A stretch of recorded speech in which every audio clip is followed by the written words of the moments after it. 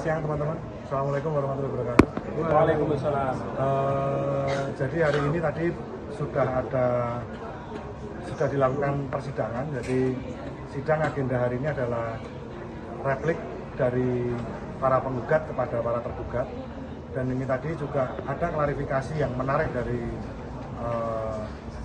Ketua Majelis merangkap sebagai Ketua Pengadilan Negeri Surakarta. Jadi beliau menerangkan tentang kebijaksanaan beliau yang mengakomodir tentang waktu memberikan jawaban dari tergugat 4. Tetapi yang tetap kita garis bawahi adalah pasal 121 HIR itu mengatur tentang tata cara untuk menjawab. Jadi ketika sudah menjawab ya sudah diberikan waktu untuk menjawab ya otomatis seharusnya ini ya ditaati oleh semua pihak baik yang hadir ataupun tidak.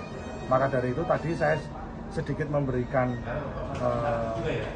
pandangan dari kami, jawaban bahwa kami tidak menyetujui hal itu. Jadi kami tetap berpegangan bahwa dari kedua belah pihak yang hadir dan menyetujui agenda persidangan ya tanggal-tanggal itu sudah ditentukan. Maka dari itu kita harus mentaati apa yang sudah menjadi kesepakatan kedua belah pihak. Dan itu nanti kami tuangkan dalam keberatan kami.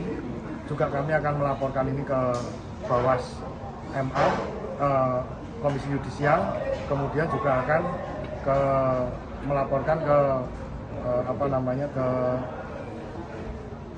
Presiden Republik Indonesia juga. Nah, dari hal itu jadi yang menarik adalah ketika jawaban dari tergugat 4 karena kami rasa itu tidak sesuai dengan aturan, maka dari itu kami tidak memberikan replik kepada tergugat 4. Jadi itu adalah sikap kami.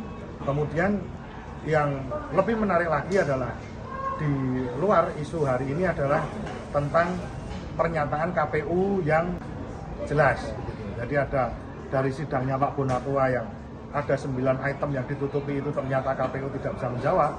Kemudian dari KPU Solo yang kemarin juga dari teman-teman sekretariat bersama Surakarta itu juga sudah klarifikasi ke sana. Nah ini ada beberapa hal yang memang perlu dilakukan klarifikasi. Maka dari itu sebenarnya begini yang ingin saya sampaikan. Masalah ijazah ini bukan masalah saya saja, bukan masalah kami saja, tetapi masalah semua orang, apalagi generasi muda yang saat ini berseragam seperti teman-teman kita yang dari UMS yang magang saat ini.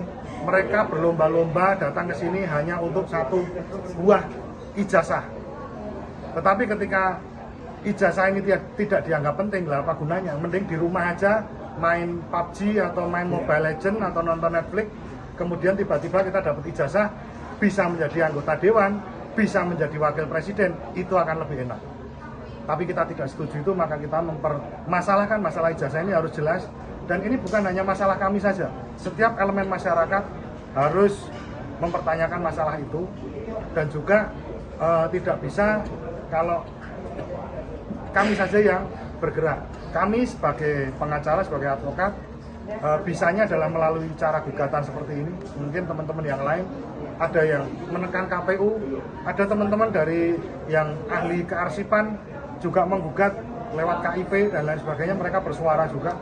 Maka dari itu setiap masyarakat di Indonesia kita tunjukkan bahwa siapa orang-orang yang ada di belakang ijazah ini.